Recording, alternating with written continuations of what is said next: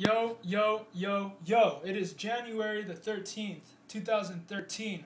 It is Sunday, actually. Um, yeah, I'm charging my phone, so there's I'm having trouble standing this up right now.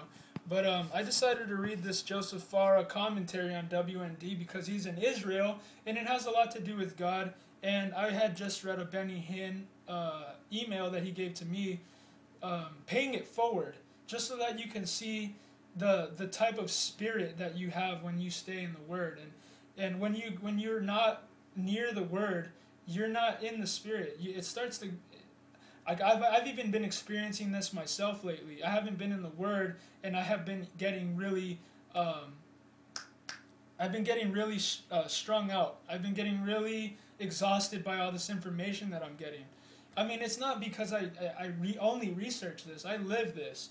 I live trying to defend liberty and my right to say whatever I want and not to cower down to a bunch of yuppies all day. I mean, this is exhausting for anybody.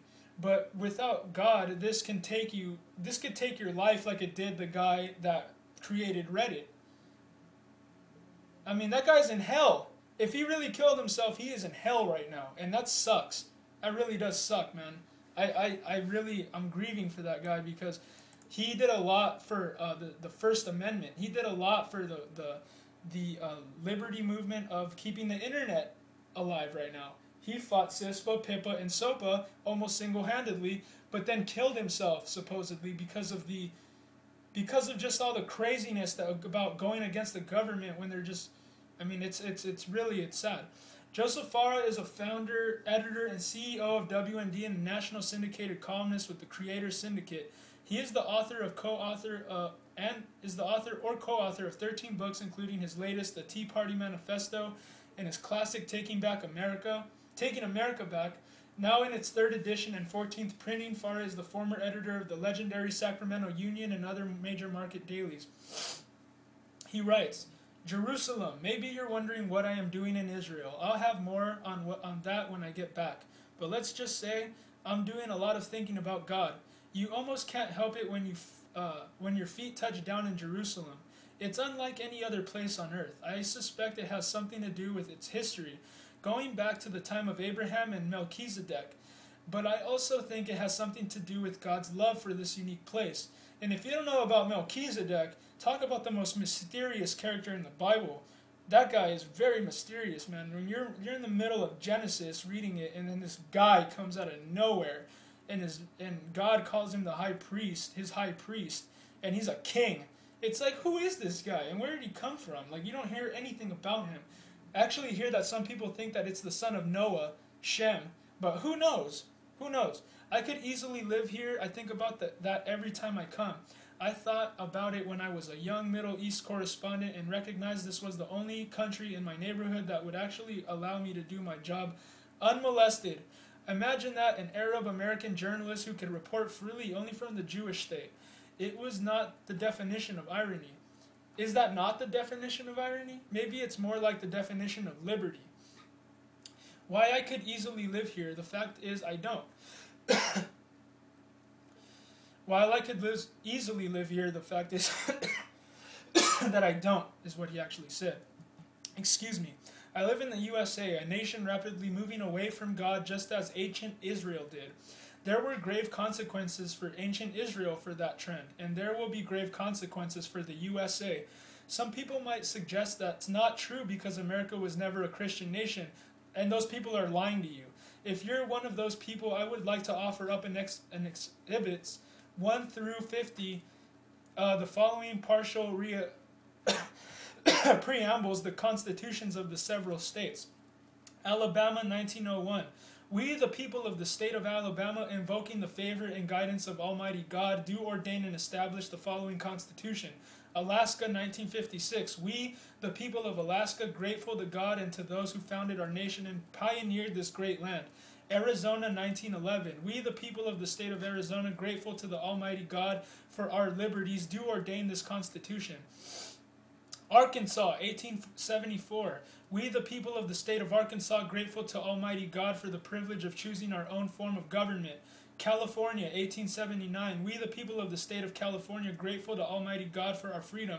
You know what that has changed into? California nowadays worships celebrities. So Joseph Farah is not even exaggerating when he's talking about we're leading away from God right now.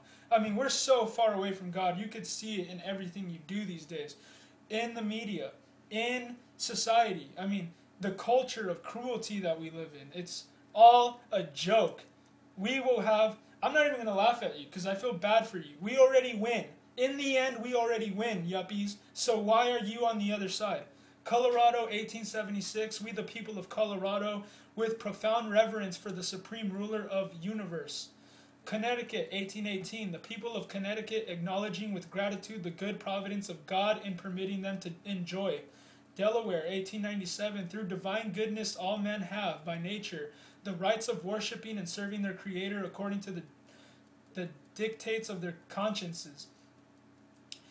Florida, 1885. We, the people of the state of Florida, grateful to Almighty God for our constitutional liberty, established this Constitution. Georgia, 1777. We, the people of Georgia, relying upon protection and guidance of Almighty God, do ordain and establish this Constitution. You see, you atheists, you're all wrong. You have all been lying to each other. You have all been making up gossiping and storytelling. You see how this country was built on Christian principle and fundamentals? You morons out there that just lie to each other because you just want to live in Candyland and lie to each other all day. Here is the proof. Here is the proof. I always have proof of all kinds of stuff.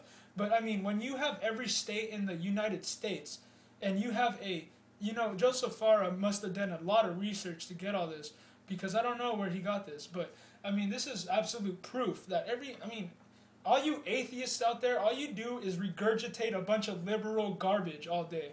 You guys don't do any real research for yourselves. You guys just want to gossip all day and bash and insult and giggle and scoff at people who actually know the truth.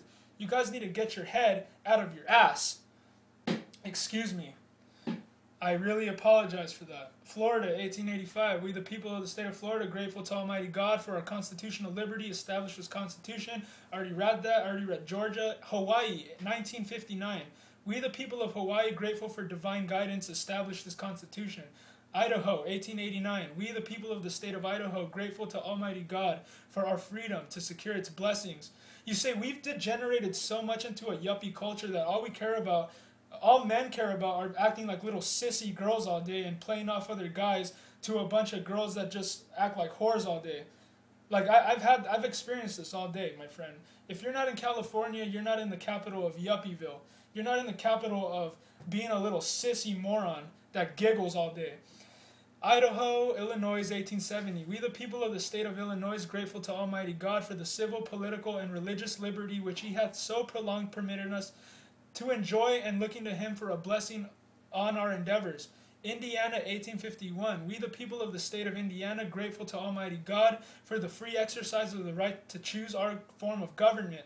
Iowa, 1857. We, the people of the state of Iowa, grateful to the Supreme Being for the blessings hitherto enjoyed, and feeling our dependence on Him for a continuation of these blessings, established this Constitution.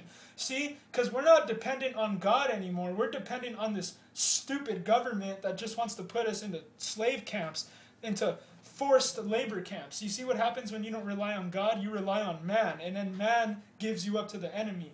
This is something that just plays over and over through history. You don't have to be a genius to know this stuff. You just have to be history savvy. You just have to go and read a history book to know this stuff. I mean, don't go to your academic liberal colleges and get this information, because they're just going to tell you Big Bang, monkey this, monkey that. It's a bunch of moronic gossip. These people don't do their own research. They believe in lies all day long. Kansas, 1859. We, the people of Kansas, grateful to Almighty God for our civil and religious privileges, established this Constitution. Kentucky, 1891. We, the people of the Commonwealth, are grateful to Almighty God for the civil, political, and religious liberties. Louisiana, 1921. We, the people of the state of Louisiana, grateful to Almighty God for the civil, political, and religious liberties we enjoy. Maine, 1820. We, the people of Maine, acknowledging with grateful hearts the goodness of the sovereign ruler of the universe in affording us an opportunity and imploring his aid and direction. Maryland, 1776. We, the people of the state of Maryland, grateful to Almighty God for our civil and religious liberty.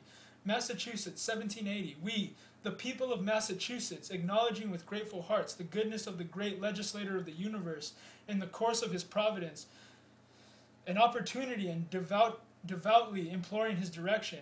Michigan, 1908. We, the people of the state of Michigan, grateful to Almighty God for the blessings of freedom, established this Constitution. Minnesota, 1857. We, the people of the state of Minnesota, grateful to God for our civil and religious liberty and desiring to perpetuate its blessings. Mississippi, 1890. We, the people of Mississippi, in convention assembled, grateful to the Almighty God and invoking his blessing on our work. Missouri, 1845. We, the people of Missouri, with profound reverence for the supreme ruler of the universe and grateful for his goodness, established this Constitution. Montana, 1889. We, the people of Montana, grateful to Almighty God for the blessings of liberty, established this Constitution. Nebraska, 1875. We, the people, grateful to Almighty God for our freedom, established this Constitution. I mean, this goes on. I will read them all. I don't care because I like reading this stuff.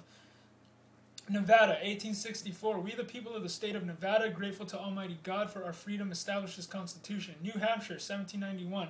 Part 1, Article 1.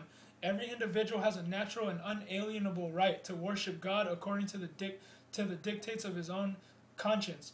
New Jersey, 1844. We, the people of the state of New Jersey, grateful to Almighty God for civil and religious liberty, which he hath so long permitted us to enjoy, and looking to him for a blessing on our endeavors. New Mexico, 1911. We, the people of New Mexico, grateful to Almighty God for the blessings of liberty. New York, 1846. I mean, this goes on. This goes on. I mean, I'm not going to read them all, but you could go read them for yourself. So what am I doing in Israel anyway? Under WND commentary. I mean, this goes on and on. New York, North Dakota, North Carolina, Ohio, Oklahoma, Oregon, Pennsylvania, Rhode Island, South Carolina, South Dakota, Tennessee, Texas, Utah, Vermont, Virginia, Washington, West Virginia, Wisconsin, Wyoming. All these places. We, the people of the state of Wyoming, grateful to God for our civil, political, and religious liberties, established this Constitution. Get your head out of your butt, man. This is where everything that the United States has been grateful and great as was built on. From 1776 through 1959 and from Massachusetts to California, it seems there wasn't much argument of public debate about the Judeo-Christian nature of this country. But today, this kind of language enshrined in the constitutions of all 50 states is enough to prompt lawsuits from the American Civil Liberties Union. To often those lawsuits are successful at driving God out of the government, public policy, and schools, even the culture. How much time do you think the USA has before its fate is sealed the way God judged ancient Israel? The only difference is he has never given any other nation in the history of the world a second chance. Ugh. Wake up, yuppies. It's time to wake up.